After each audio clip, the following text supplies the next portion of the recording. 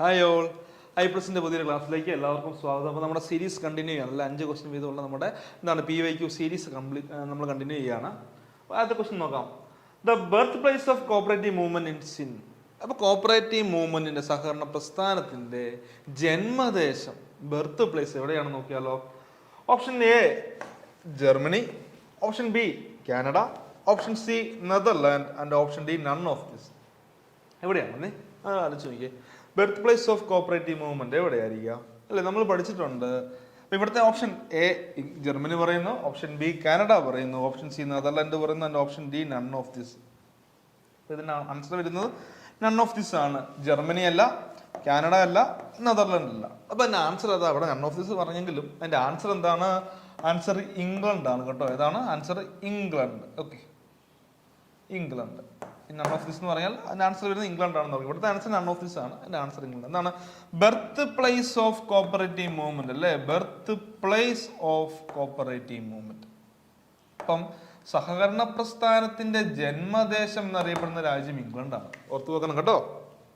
സഹകരണ പ്രസ്ഥാനത്തിന്റെ ജന്മദേശം ഇംഗ്ലണ്ടാണ്. Cradle of cooperative movement, cradle of cooperative movement ഓർത്ത് നോക്കണം. ക്രാഡിൽ ഓഫ് കോപ്പറേറ്റീവ് മൂവ്മെന്റ് ഞാൻ പറഞ്ഞുള്ളൂ, ക്രാഡിൽ ഓഫ് ക്രെഡിറ്റ് പറഞ്ഞില്ല. Cradle of cooperative movement, cradle of cooperative movement. പിന്നെ birth place of consumer movement, പിന്നെ സ്റ്റോർ മൂവ്മെന്റ്, ഹൗസിംഗ് കോപ്പറേറ്റീവ്സ്, ഇതെല്ലാം വരുന്നത് ഇംഗ്ലണ്ടാണ്. Birth place of cooperative movement, cradle of cooperation, birth place of consumer, housing അല്ലെ, store, ഇതെല്ലാം വരുന്നത് ഇംഗ്ലണ്ടാണ്. പിന്നെ മക്ക ഓഫ് കോപ്പറേഷൻ അല്ലെ, മക്ക ഓഫ് കോപ്പറേഷൻ എന്നറിയപ്പെടുന്നത് ഇംഗ്ലണ്ടാണ്. ഇതെല്ലാം ഇംഗ്ലണ്ട് എന്ന് പറഞ്ഞ രാജ്യത്തെ പറ്റിയുള്ള ആ രാജ്യത്തെ നമ്മൾ വിശേഷിപ്പിക്കുന്നതാണ്. Birth place of cooperative movement, cradle of cooperative movement, പിന്നെ birth place of store movement, housing movement, consumer movement, Mecca of cooperation എന്നൊക്കെ അറിയപ്പെടുന്നത് ഇംഗ്ലണ്ടാണ്. ഒക്കെ ഓർത്ത് വെക്കുക കേട്ടോ, അതെല്ലാം അറിയപ്പെടുന്നത് ഇംഗ്ലണ്ട്. അപ്പൊ ജർമ്മനിയെ പറ്റിയും കുറച്ച് കാര്യങ്ങൾ നമുക്ക് ചില വിശേഷണങ്ങളുണ്ട് അല്ലേ. നമ്മൾ ഫോറിൻ കോർപ്പറേഷനിൽ 10-13 രാജ്യങ്ങളിൽ പഠിക്കാനുണ്ട്. അല്ല, ഓരോ രാജ്യത്തിനും ഓരോ വിശേഷണങ്ങളുണ്ട്. ജർമ്മനി ആണെങ്കിൽ എന്താണ്? Cradle of cooperative credit movement അല്ലെ. ക്രെഡിറ്റുമായിട്ട് എന്ത് വന്നാലും നമ്മൾ ഓർക്കേണ്ട രാജ്യം ജർമ്മനിയാണ് കേട്ടോ. ക്രെഡിറ്റ് കേട്ടോ, അല്ലെ ഓർക്കണേ. എന്താണ് credit? Cradle of credit movement, cradle of credit cooperative movement. പിന്നെ ബർത്ത് പ്ലേസ് ഓഫ് അർബൻ ബാങ്കിന്റെ birth place land mortgage bank. പിന്നെ മദീന ഓഫ്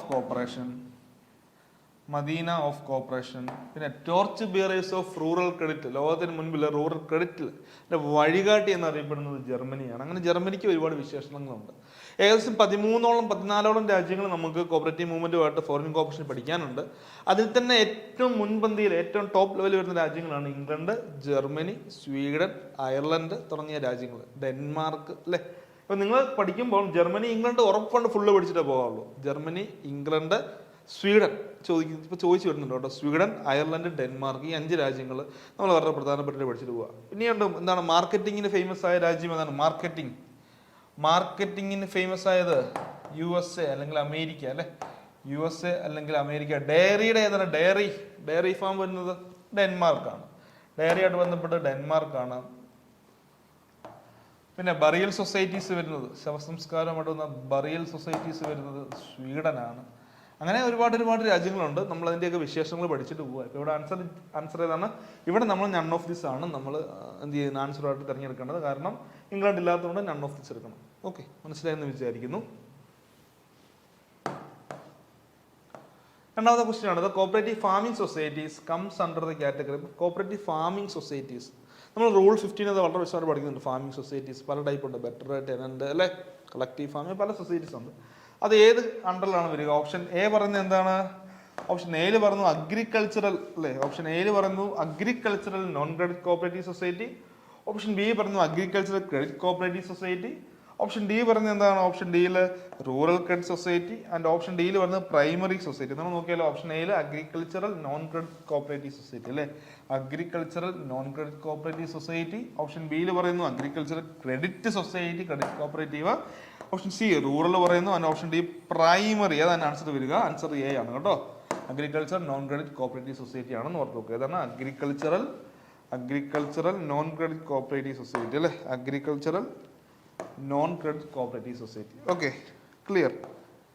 അടുത്ത നമ്മൾ പഠിക്കാൻ പോകുന്നത് അടുത്ത ക്വസ്റ്റ്യൻ നോക്കിയാലോ. ഇത് വളരെ പ്രധാനപ്പെട്ട ഒരു ക്വസ്റ്റ്യൻ ആണ്, ഒരുപാട് തവണ കണ്ടുവരുന്ന ക്വസ്റ്റ്യൻ ആണ് കേട്ടോ. 33ാമത്തെ അല്ല മൂന്നാമത്തെ, നമ്മൾ ഇത് മൂന്നാമത്തെ ക്വസ്റ്റ്യൻ.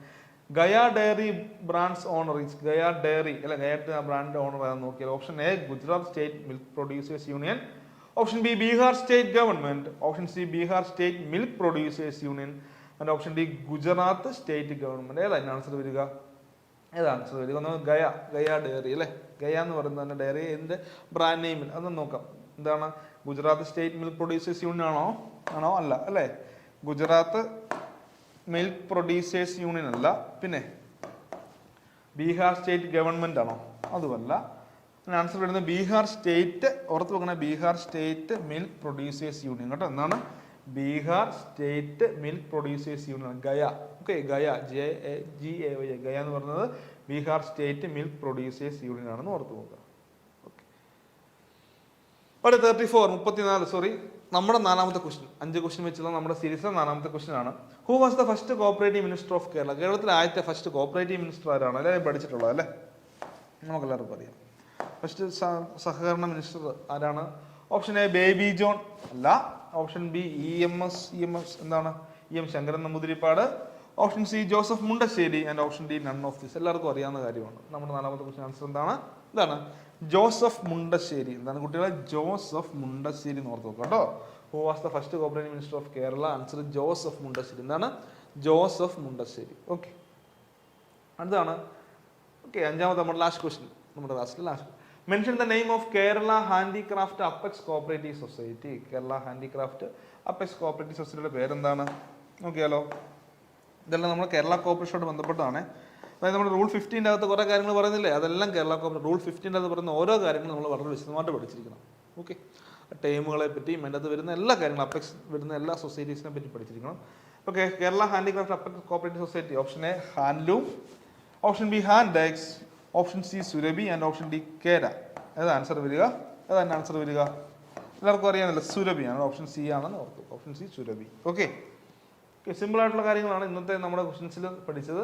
ഇച്ചിരി ഒരു കൂടുതലായിട്ട് പഠിക്കാനുണ്ടായിരുന്നെന്ന് എനിക്ക് തോന്നുന്നു. നമ്മുടെ ആദ്യത്തെ Germany, Canada, Netherland, none of this option വരുന്ന birth place of cooperative movement ആണ്. Birth place of cooperative movement ഞാൻ എടുത്തു പറഞ്ഞു. ഇംഗ്ലണ്ട്, അതുമായിട്ട് ബന്ധപ്പെട്ട കാര്യങ്ങളും പറഞ്ഞു, ജർമ്മനിയായിട്ട് ബന്ധപ്പെട്ട കാര്യങ്ങളും പറഞ്ഞു. ഓക്കെ, എന്ത് ചെയ്യാം, നമുക്ക് ഇന്നത്തെ ക്ലാസ് വൈൻഡപ്പ് ചെയ്യാം. നമുക്ക് അടുത്ത ക്ലാസ്സിൽ പുതിയ 5 ക്വസ്റ്റ്യനുമായിട്ട് കാണാം. Okay, thank you.